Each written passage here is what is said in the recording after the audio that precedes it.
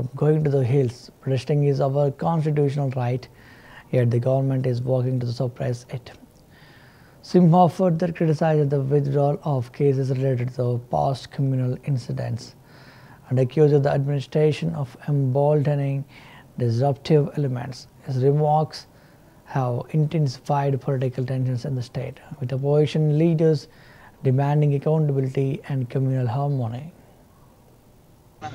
ಮದ್ದೂರಿನಲ್ಲಿ ನಿನ್ನೆ ನಮ್ಮ ಪೊಲೀಸರು ಅಲ್ಲಿ ಬೆಳಗಿನ ಜಾವ 3 ಗಂಟೆವರೆಗೂ ಕೂಡ ಕಾರ್ಯಪ್ರವೃತ್ತರಾಗಿ ಸುಮಾರು 21 ಜನರನ್ನು ಅರೆಸ್ಟ್ ಮಾಡಿದ್ದಾರೆ.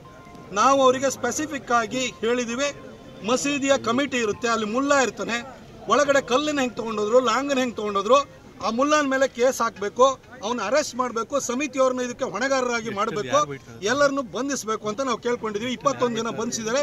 ಆನಂತರ ಅವರು 2 FIR ಮಾಡಿದ್ದಾರೆ, ಅಲ್ಲಿ ಹೆಸರುಗಳನ್ನು ದಾಖಲು ಮಾಡಿಲ್ಲ.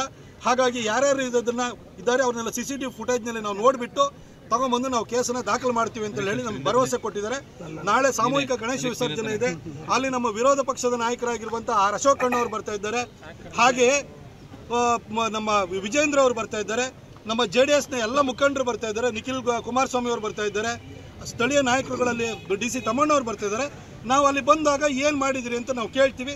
ಪೊಲೀಸ್ ಇಲಾಖೆಯು ಕೂಡ ಕೆಲಸವನ್ನು ಮಾಡ್ತಾ ಇದ್ದಾರೆ, ಅವ್ರಿಗೆ ಒಂದಷ್ಟು ಕಾಲಾವಕಾಶವನ್ನು ಕೊಡಬೇಕು. ಅದಕ್ಕೋಸ್ಕರ ನಾಳೆ ಹೋಗಿ ಅವ್ರ ಹತ್ರ ಏನೇನು ಪ್ರೋಗ್ರೆಸ್ ಆಗಿದೆ ಅನ್ನೋದನ್ನು ನಾವು ಕೇಳ್ಕೊಳ್ತೀವಿ. ಆದರೆ ಮುಂದೆ ಈ ಥರ ಘಟನೆಗಳು ಸಂಭವಿಸಬಾರ್ದು. ಯಾಕೆಂತಂದರೆ ಕಳೆದ ಸಿದ್ದರಾಮಯ್ಯನವರು ಅಧಿಕಾರಕ್ಕೆ ಬಂದಾದ ನಂತರ ಕೆರಗೋಡು ಪ್ರಕರಣ ಸಂಭವಿಸಿತು. ಕಳೆದ ವರ್ಷ ನಾಗಮಂಗಲದಲ್ಲಿ ಕಲ್ಲು ಬಿಸಾಡಿದ್ರು, ಗಣೇಶನ್ನೇ ಒಂದು ರೀತಿ ಅರೆಸ್ಟ್ ಮಾಡಿ ತಗೊಂಡು ಹೋಗಂಗಾಯಿತು. ಈ ಸರಿ ಮದ್ದೂರಿನಲ್ಲಾಗಿದೆ.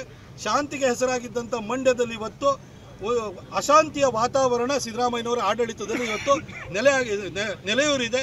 ಇದು ಇನ್ನೂ ಕೂಡ ಸ್ಪ್ರೆಡ್ ಆಗ್ತಿದೆ, ಇಡೀ ರಾಜ್ಯಕ್ಕೆ ಸ್ಪ್ರೆಡ್ ಆಗ್ತಾ ಇದೆ. ಹಾಗಾಗಿಯೇ ನಾಳೆ ನಮ್ಮ ಇಡೀ ನಾಯಕರುಗಳು ಬಂದು ಹಿಂದೂ ಸಮಾಜ ಜೊತೆ ನಾವು ಇದ್ದೀವಿ ಅಂತ ಹೇಳಿ ಅವರಿಗೆ ಒಂದು ಆತ್ಮಸ್ಥೈರ್ಯವನ್ನು ತುಂಬೋದಕ್ಕೆ ಬರ್ತಾರೆ. ಮದ್ದೂರಿನಲ್ಲಿ ನಿನ್ನೆ ನಮ್ಮ ಪೊಲೀಸರು ಅಲ್ಲಿ ಬೆಳಗಿನ ಜಾವ 3 ಗಂಟೆವರೆಗೂ ಕೂಡ ಕಾರ್ಯಪ್ರವೃತ್ತರಾಗಿ ಸುಮಾರು 21 ಜನರನ್ನು ಅರೆಸ್ಟ್ ಮಾಡಿದ್ದಾರೆ. ನಾವು ಅವರಿಗೆ ಸ್ಪೆಸಿಫಿಕ್ ಆಗಿ ಹೇಳಿದಿವಿ, ಮಸೀದಿಯ ಕಮಿಟಿ ಇರುತ್ತೆ, ಅಲ್ಲಿ ಮುಲ್ಲಾ ಇರ್ತಾನೆ, ಒಳಗಡೆ ಕಲ್ಲಿನ ಹೆಂಗೆ ತೊಗೊಂಡೋದ್ರು,